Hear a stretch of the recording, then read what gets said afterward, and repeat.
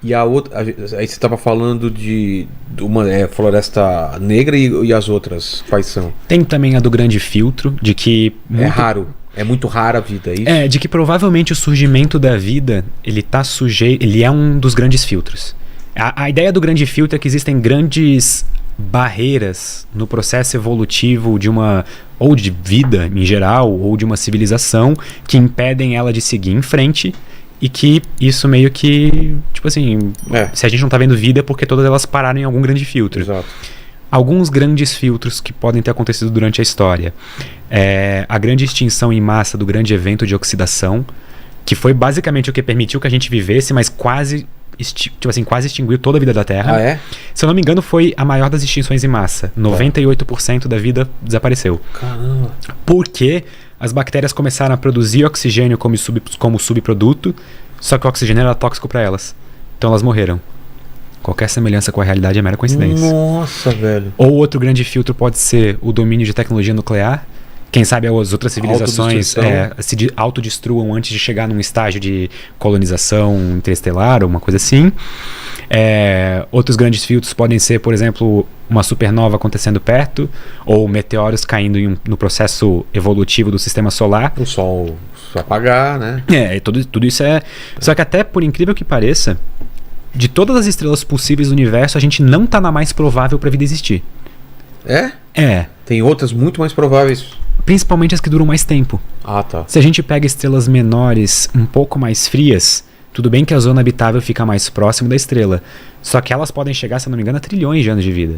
O Sol vai ter alguns bilhões, se eu não estou enganado. Então é uma escala de 10, 100 de diferença. Então é bastante coisa. A gente não tá na melhor estrela pra vida. Sei. E isso é uma coisa peculiar, se for parar pra pensar. Cara, é tanta coisa que pode dar errado.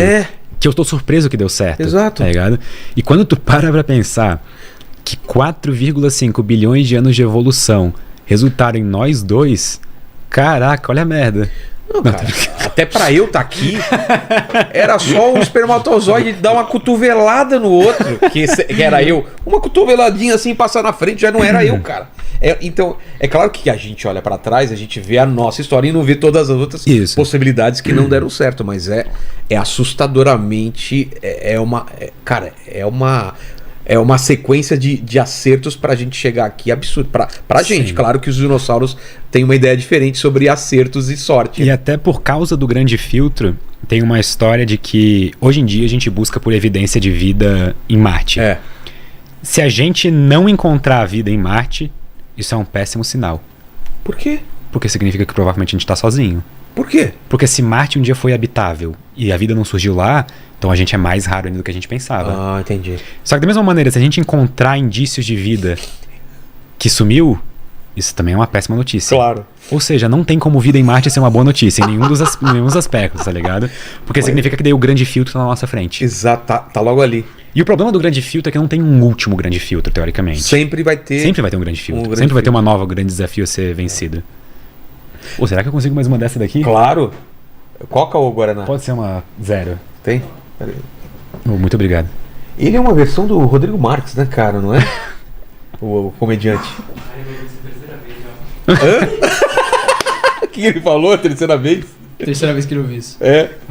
Vocês já falaram isso? Falaram isso. Quem falou? Um bêbado, ele prometeu cerveja, eu falei, pode ser quem você quiser. Se você pagar a cerveja, tá ótimo. Tá ótimo, né?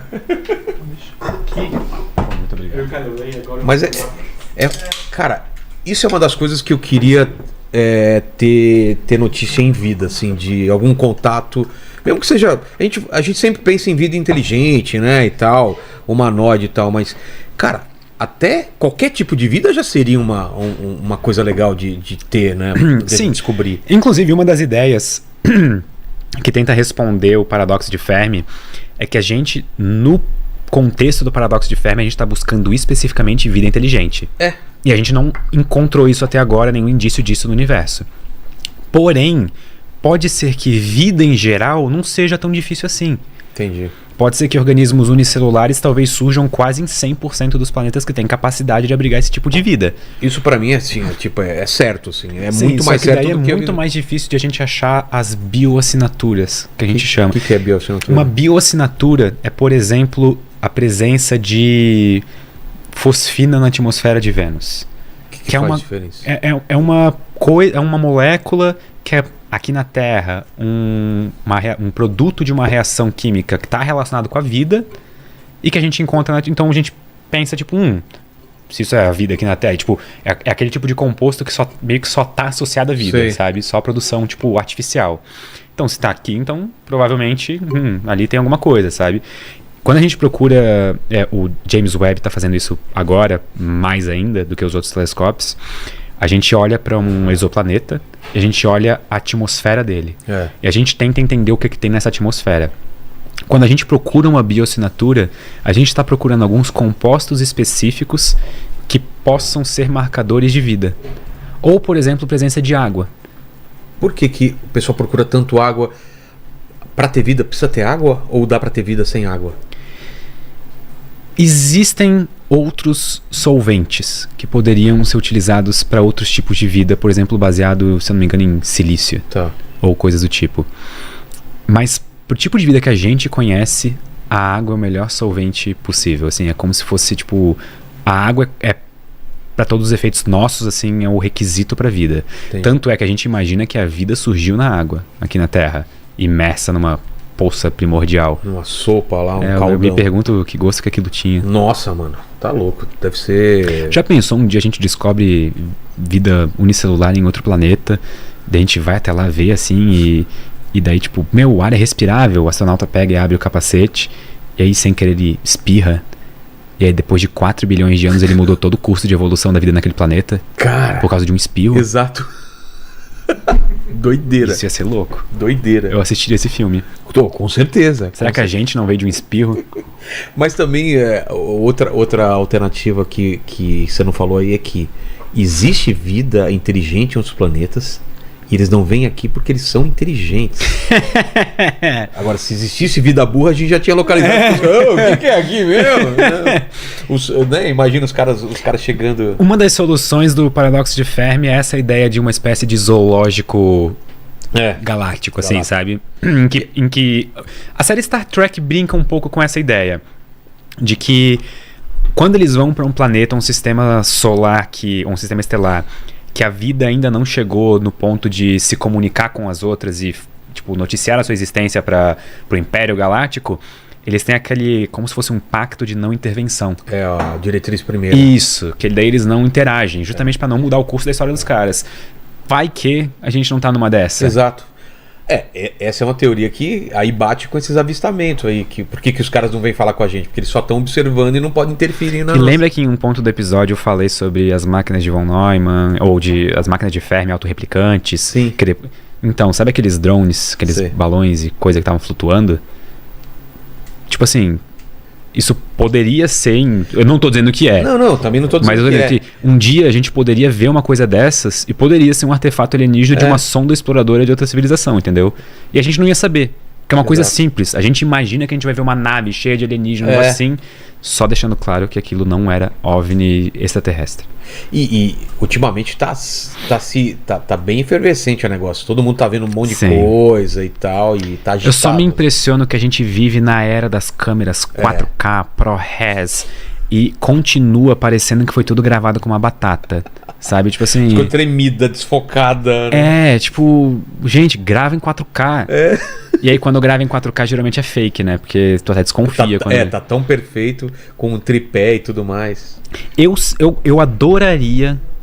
Eu acho que eu sou uma das pessoas no mundo que mais, assim como tu, que mais gostaria de ter a ideia de que, ok, a vida existe fora do universo.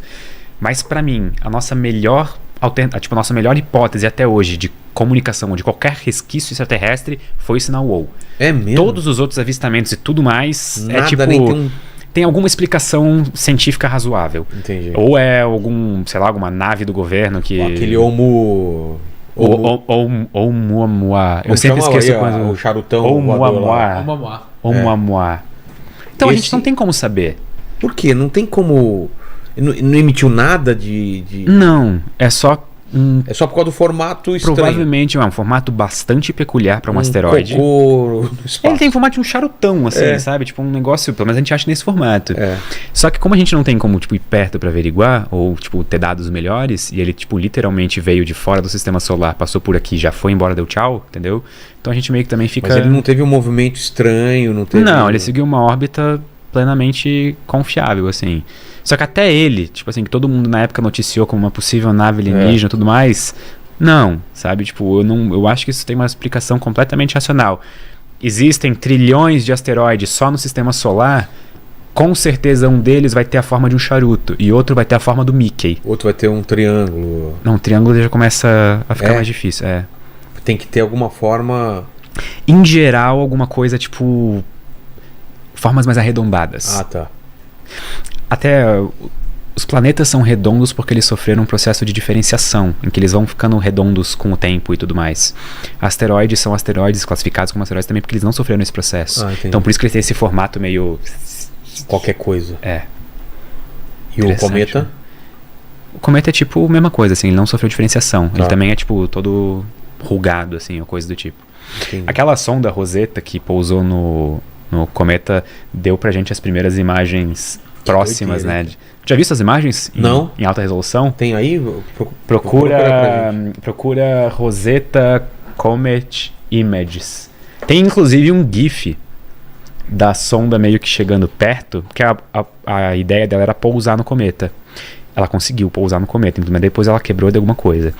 E quando tipo assim, ela vai pousando, dá pra ver como se fosse uma neve de poeira caindo no cometa. Então, Nossa. é muito bonito. É muito... Olha, a superfície de um cometa. O quê? É. Um cometa é assim? E o gelo? Cara, eu acho que tem gelo aí no meio. Sério? É gelo e poeira, né? É. Tu já viu, tipo, gelo de lama, assim? Ah, tá. Aquele gelo sujo, É. né? Que doideira, cara. Imagina os cálculos pra pousar num cometa em movimento. Inacreditável, né? É. Já jogou Kerbal Space Program? Não. É um jogo, um simulador espacial, basicamente. Eu tentei pousar num cometa uma vez. O Bruce Willis pousou. Ali, né? ó. Aí, ó. Olha que legal, cara. Olha, cara. Isso é um cometa. A gente tá vendo a superfície de um cometa. E só tem... Só tá Isso é um preto e cometa, branco. né? 67/P Shuru... Acho que é, Rosetta Comet, é. Olha que bonitos, né? Espero que eu não esteja errando a classificação. É isso, Paquito? Bonito, né? Que diz que é um cometa. É, então. Cara, eu fiz... O primeiro quadrinho que eu fiz para os Estados Unidos era a história de um cometa que colidia com a Terra, baseado num livro de ficção chamado Lucifer's Hammer, do Larry Niven.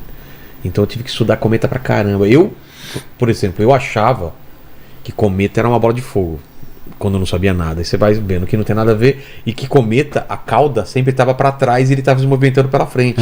E não e ele pode estar se movimentando para cá e a cauda tá na frente. Porque tem a ver com o sol para onde ele tá. É a pressão de radiação meio que soprando a cauda pra direção longe do sol. Você já viu um cometa, cara?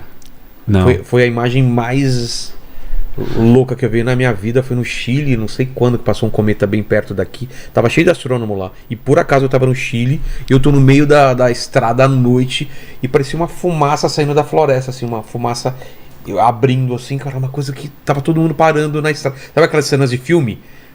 De apocalipse, que todo mundo começa a descer na estrada do carro e começa a olhar assim. O Halley vai voltar, se eu não me engano, em 2040 e poucos. Ah, mas ele já foi fraco da última vez, né? Não. O Halley eu acho que é um dos mais bonitos. Mas esse foi foi melhor pra ver do que o Halley. Mas é que o problema é daqui, né? Do hemisfério sul. Ah, tá. Eu não sei em qual hemisfério que o Halley vai voltar, então tem que ver isso daí também. Exato. Em 2018, acho que foi 18 ou 19, eu fui pro Chile com o meu pai ver um eclipse total. Já viste um eclipse total? Quando era criança só, depois nunca mais. E cara, ficou na minha cabeça até hoje. Juro pra ti, foi a coisa mais bonita que eu já vi em vida. Queria ver de novo, cara. Vai ter um agora no... Eu acho que ele vai ser visível no Brasil, da região norte esse ano. Se eu não tô enganado. Se tiver, eu vou estar lá. Se eu não tô enganado, vai. E, cara, foi uma experiência visceral. Porque, assim, dá pra entender totalmente porque que as civilizações antigas, elas geralmente atribuíam divindades ao eclipse, sabe? Porque é uma experiência tão surreal, o sol apagar no meio do dia. Os animais ficam estranhos. Sim, né? nossa, eu era gaivota voando pra um lado e cachorro latindo pro outro. E aí, naqueles 2 minutos de totalidade no meio do dia, tipo, era 3 da tarde, ficou tudo escuro. Naqueles 2 minutos, instantaneamente, os insetos começaram, tipo, os grilos começaram, tipo, a... Sério? É, porque eles acharam que era de noite, sei lá. Cara, é incrível, incrível. Melhor experiência que eu já tive na minha vida. De verdade, que coisa foda. Vai ter um então agora? Vai, acho que esse ano no Brasil.